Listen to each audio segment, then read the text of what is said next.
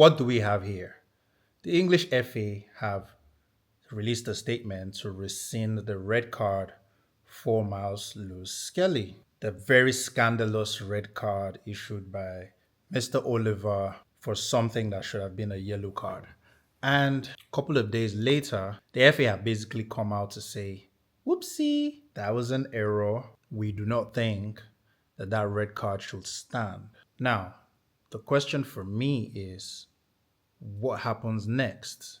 Is it just, oh, sorry, Ooh, sorry. let's just proceed like nothing happened? Will there be consequences? Do referees get fines for terrible decisions like that? So, what happens to referees when they make catastrophic errors? Because that red card was a catastrophic error and it could easily have cost Arsenal the game. Could easily have cost Arsenal 3 points in a very tightly contested title race. Where is the accountability? There has to be more updates coming out on this incident. It can't just be the FA statement saying, oh no, the red card is being rescinded. Let's all get along with our lives like nothing has happened.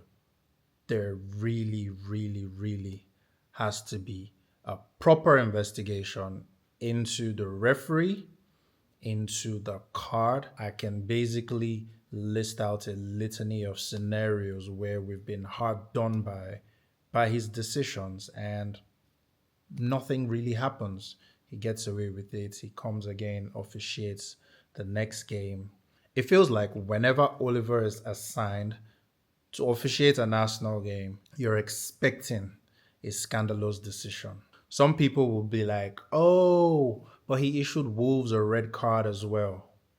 Nah, he issued a second yellow for a tackle that should have been a straight red, for a tackle that was actually worse than the tackle he issued a straight red to Arsenal for. So there's something fishy going on with that guy. We would eventually find out why Mr. Oliver has been making such terrible calls against Arsenal. But yeah, this is an exciting season. I'm really looking forward to the rest of the season. I really hope we sign someone before this transfer window ends. It's just a couple of days left, and it's actually crazy how it's been very quiet from Arsenal, even when you can tell, like you see it's so glaring, the need for reinforcements with all of the injuries, Saka out and Jesus out, and then the inconsistencies with finishing with the players we have. It's so unimaginable. It's actually exciting to think of what Arsenal would be like with a proper number 9 up top, because our midfield, our wings are super creative. We're creating chance after chance, having double digit shots every game and ending up our conversion percentage, geez, shambolic. Absolutely need a center forward signing. And there's been a few names thrown around, but I don't know. If you ask me who I would love to see up top for Arsenal, there's only one name on my mind. It's Victor Osimhen. Victor Osimhen at the top of that Arsenal midfield would cook. All the names they've been throwing around, Sesko, not so keen. Actually, one person I wouldn't mind seeing is Goikarez. How do you pronounce his name? Goikarez, the Swede from in Porto. That guy, big, strong, fast, a rocket of a shot.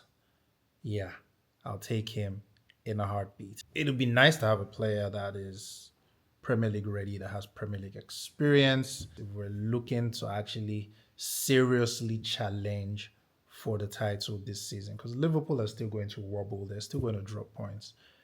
We have to basically be Man City right now. You know how Man City when it's the business end of the season, they just click into overdrive and all you see is win, win, win, win, win, win, win, win, win, win, win. Their form guide just goes, wins all through, and maybe a few draws here and there.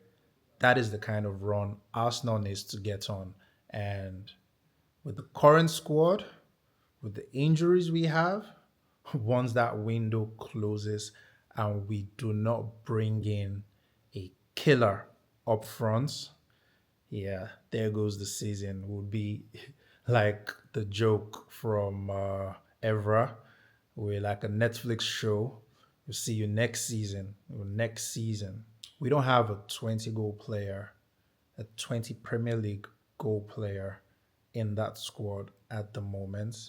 And it's hurting us in certain tight games where that clinical finishing is the difference. Again, we would always create chances, we would always create shooting opportunities, and we just need those players or that profile of player that would look at the opposition, look at the defender, look at the keeper, and say, I'm getting past you all and I'm putting the ball in the net, whether you like it or not.